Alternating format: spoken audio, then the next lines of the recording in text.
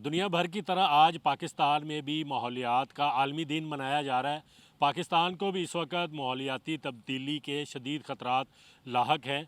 इस साल जो थीम है माहौलियात का वो क्या है और इस पाकिस्तान को जो चैलेंजेस दरपेश हैं उन उस हवाले से मेरे साथ प्रोफेसर हसन बिन सादत साहब मौजूद हैं जो इस शोबे में खासी महारत रखते हैं। उनसे पूछते हैं, सर बताइएगा कि इस साल का जो थीम है माहौलियात का वो बुनियादी तौर पर क्या है और इस वक्त जो चैलेंजेस हैं उससे कैसे निपटा जा सकता है। जी, बहुत बहुत शुक्रिया। इस साल जो हमारा एनवायरनमेंट का थीम है वो है inspired by nature for climate and for future. हमें फोकस करना है नेचर बेस्ड सॉल्यूशंस की तरफ। हमें फोकस करना है कि हम दोबारा से अपने जो पुराने तरीके थे उसकी तरफ जाएं और माहौल दोस्त रवैया अपनाएं। पाकिस्तान के अगर मसाइल की बात करें तो पाकिस्तान में सबसे बड़ा मसला एयर पोल्यूशन का है। हम देखते हैं हर साल स्मोक का बहुत बड़ा इशू है। फिर पाकिस्तान के बाद वाटर सिक्योरिटी है, हमारे पास पानी का बहुत बड़ा मसला है। सो हमें कोशिश करनी है कि हम अपने दोबारा ट्रेडिशनल मेथड्स पे जाएँ, नेचर बेस्ड सॉल्यूशन की तरफ, जिसे हम NBS कहते हैं, उस तरफ जाएँ। और हम अगर उन पे जाएंगे तो हम माहौल को बेहतर बना सकते हैं। अच्छा, गुज़िश्ता 2-3 वर्षों में काफ़ी फोकस रहा है हमारा एनवायरनमेंट से रिलेटेड।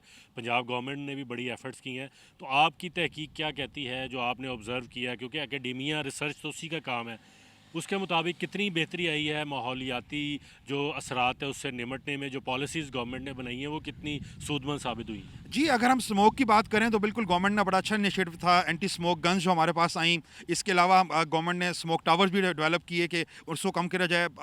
आपकी environment work force task force बन गई है। इसके अलावा इन्वायरमेंटल इंस्पेक्टर्स जो हैं उनको बाकायदा ट्रेनिंग दी गई है। तो गवर्नमेंट काफ़ी अच्छा रोल कर रही है, लेकिन गवर्नमेंट के साथ साथ इंडिविजुअल रोल बहुत अहम है। मैं हमेशा एक बात करता हूँ कि आप में से एक इंडिविजुअल जो है, या you are part of a problem या you are part of the solution. So कोशिश करें अपने हिस्से का रोल प्ले करें कि आप आलूदगी ना फैलाएं, आप माहौल दोस्त रवैया अपनाएं। पाकिस्तान में कितने लोग हर साल ये मौसमियाती असरात की वजह से अपनी ज़िंदगी की बाजी हार जाते हैं या उनको ख़तरात लाहक हैं कि वो मुतासर हो सकते हैं इन माहौलियाती तब्दीलियों से? जी, एयर पोल्यूशन की वजह से अगर हम बात करें तो बहुत से हमारे जो लोग हैं जिनको सांस का मसला है, दमा जो है वो बहुत ज़्यादा राइस के ऊपर है, तो बहुत ज़्यादा अमात होती हैं। और फिर सिर्फ दमे की वजह से नहीं होती हैं, अगर आपकी एयर पोल्यूटेड है तो वो आपके हार्ट को इफेक्ट करती है। सो प्रॉब्लम ये है कि हमारे यहाँ उस तरह से स्टैटिस्टिकल डाटा अवेलेबल नहीं है जिसमें हम कोरिलेशन को स्टडी कर सकें। सो लोग बीमार होते हैं और मर जाते हैं, लेकिन हम उसको रिलेट नहीं कर पाते। उसके पीछे बहुत सी जगहों पे एनवायरनमेंट की पोल्यूशन भी बहुत बड़ा कॉज होती है। तो क्या मैसेज क्या देंगे इस एनवायरनमेंट डे के हवाले से पूरी कौम को, और